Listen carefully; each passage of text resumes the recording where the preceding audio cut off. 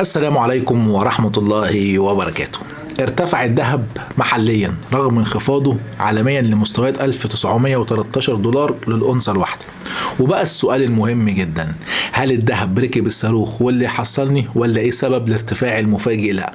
طيب والأدهى من ده كله ان انت بتشوف ناس بتقول لحضرتك دلوقتي اجري اشتري بسرعة واجري اشتري فورا، وللأسف اللي بيشيل الطين في الآخر اللي عايز يشتري بيشتري بناء على كلام الناس. هل كلام الناس صح ولا غلط؟ هو مش عارف، بس هو مذبذب في الأوقات اللي احنا شايفينها دلوقتي. هل ايه اللي حصل في الذهب دلوقتي؟ وهل هنشوف ارتفاع جديد في الذهب ولا هنشوف انخفاض؟ وهل في جديد في التعويم ولا لا؟ وهل الوقت الحالي مناسب للشراء ولا لا؟ كل ده هنجاوب عليه في الفيديو ده، وما تنساش تعمل لايك. يلا بينا. السلام عليكم. في الاول كده ومبدئيا اللي عايز يتابعني لحظه بلحظه يتابعني على جروب الواتساب، ده هسيبه لحضراتكم في اول تعليق تحت الفيديو، وتابعني عليه لحظه بلحظه. هتلاقي كل شويه بنزل للي عايز يشتري اذا كان ده وقت مناسب ولا لا، واللي عايز يبيع برضه ده وقت مناسب ولا لا، وبرضه رايي في اللي بيحصل. ده بعيد عن القناه وبعيد عن الفيديوهات. نرجع بقى لمرجوعنا.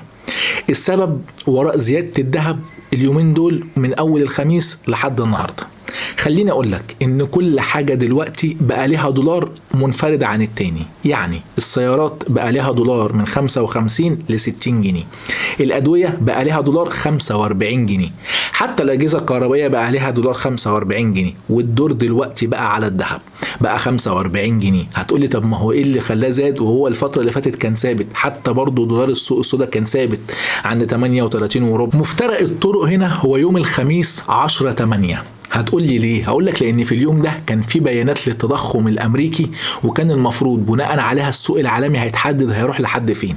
طلعت ايجابي وطلعت سلبي في نفس الوقت، ايجابي على العام وسلبي على السنوي. بس مش دي القصه عالميا، لانه بعد كده شفناه طلع ل 1928 ونزل ل 1913 و14 دولار للأونصة الواحده. فطبيعي ان الذهب في مصر يبقى يقل، بس حصل العكس. ليه حصل العكس؟ احنا عندنا مع صندوق النقد الدولي المفروض فوائد قديمة وأقساط كان المفروض تدفع يوم 1 و3 ويوم 10، ده كان آخرنا يوم 10، قيمتها 870 مليون دولار. حضرتك احنا يوم الخميس ما سددناش وما حصلش عندنا تعويم وما حصلش عندنا جديد. قامت وكالة موديز قالت لك ان انت التصنيف الائتماني بتاعك هينزل وهتتحول من اسواق ناشئة لاسواق مبتدئة، والقرار ده عامة اتأجل 3 شهور، ولكن ده اتقال لنا من اول يوم الجمعة الصبح. حضرتك ما فيش جديد حصل في البلد. بناء على ايه؟ انت عندك اقساط المفروض تتسدد وحضرتك لسه ما ضختش، والشركات لسه ما بين لهاش اي معالم. ال 32 شركة اللي المفروض كانوا يتباعوا. بناء على اللي حاصل بدأ ان انت تشوف دولار السوق السوداء بدأ ان هو يعلى، وبناء عليه يوصل ل 40 جنيه. دولار الصاغة خد في وشه وطلع ل 45 جنيه.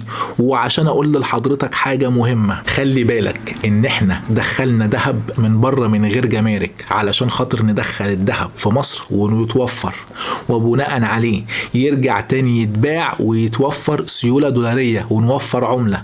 السوق وقف عند 600 كيلو، وبناء عليه الناس هديت وقالت لك لا نستنى عشان السعر في مصر هينزل فنشتري من مصر افضل. لكن الحكومة بدأت ان هي تحرك المياه الراكدة. النهاردة السوق السوداء بقينا بندور، الحكومة بقت بتدور على دولار عشان تلم اللي عليها وتقدر ان هي تسدد. بناء عليه السوق السوداء رفع. خلي بالك ان اللعبة هنا مش لعبة ذهب، اللعبة لعبة دولار، وبناء عليه تجار الصاغة تحوطوا عشان بيسبقوا السوق بخطوه. فعلشان لما قال لك ان الدولار وصل ل 40 وربع قال لك انا اتحوط اطلع بقى ل 42 43 44. واوعى تقول لي ان في حد بيشتري في الوقت الحالي على الاسعار دي. مفيش اي حد بيقرب من الذهب في الوقت ده. وهقول لك كمان وهزيدك من الشعر بيت، دلوقتي لو في تعويم جاي الذهب هيبقى عالي ومتسعر على 2400 وانا بكلمك دلوقتي و2430. لو فضل متسعر دلوقتي وفي نية للتعويم دلوقتي هتلاقي شهادة كبيرة نزلت. بناء على الناس هتجري على الشهادات ومش هتجري على الذهب خوفا من الذهب، وبالتالي الذهب هيرجع ينزل تاني لان هيبقى السوق كله متجه ناحية الشهادات بس. ودي برضو مضارة، دي لعبة سياسة في الاول وفي الاخر، بعيد عن ان هي اقتصاد. خد بالك من ما بين السطور. ده لو في نية للتعويم. هتقول لي بقى الفترة دي فيها تعويم ولا لا؟ برضو هقول لك خلي بالك ان التعويم ده شيء لابد منه، ده ما بقاش عندنا مفر منه خلاص، لان حضرتك ما دخلتش فلوس دلوقتي في البنك. بس خليني اقول لك المعطيات اللي كانت قبل كده ومفيش فيها جديد. حضرتك انت عليك في يوليو واغسطس وسبتمبر 15 مليار دولار لازم تدفعهم. ايوه الرقم اللي سمعته ده انت منه صح.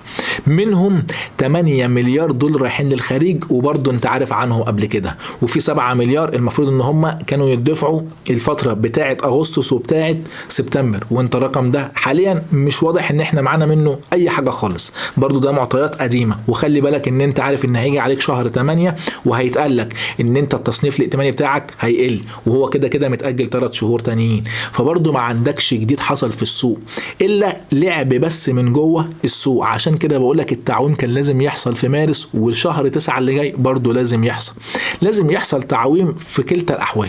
عشان كده دايما الشراء بيبقى بعد التعويم ده اللي كنت بقوله قبل كده. طب هتقول لي هتنصحني في الوقت الحالي اشتري ولا لا؟ برضه هقول لك في الوقت الحالي اللي حضرتك شايف فيه الذهب عامل 2430 جنيه لعيار 21، انا بقول لحضرتك وسط ما الذهب رافع اهوت حضرتك ما تشتريش ووقف شراء خالص. محدش يشتري ذهب في الوقت الحالي نهائيا طول ما السعر بيرفع. دايما اقول لحضرتك الذهب بنشتريه وقت ما هو منخفض ومستقر، غير كده لا. وارجع للفيديوهات القديمه، اي حد بيقول لحضرتك اشتري دلوقتي اقعد اتفرج عليه، ما تعملش حاجه اكتر من كده، وارجع بعد كده افرز واقعد اتفرج على اللي قال اشتري وقت ما كان بيرفع، واقعد شوف انت تسمع لمين وما تسمعش لمين. محدش يشتري ذهب في الوقت الحالي عشان اللي هيشتري هيتحبس.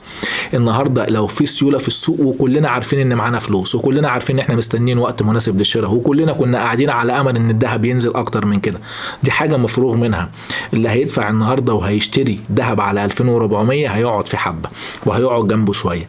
اتعلم من اللي فات وما ترجعش تعمل الغلط مرتين. حاليا ده مش وقت مناسب خالص للشراء. هيطلع واحد يقول لي ليه يا عم حسام مش مناسب للشراء في الوقت الحالي؟ ده الذهب رايح ل 3000 ولا 4000 جنيه لعيار 21.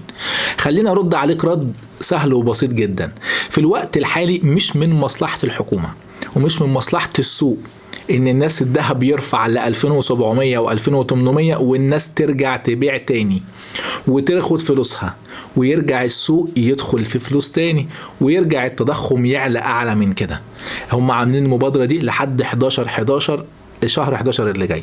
فعشان كده ما ينفعش السوق يطلع للرقم ده تاني. خليك فاهم ومستوعب انا عايز اوصل لك ايه. الذهب مش هيطلع للاسعار دي 2700 و2800 عشان ما يرجعش للسوق سيولة تاني، واحنا بنحاول نلمها. طول ما المبادرة دي شغالة مش هتشوف الرقم اللي انت شفته قبل كده ده تاني خالص.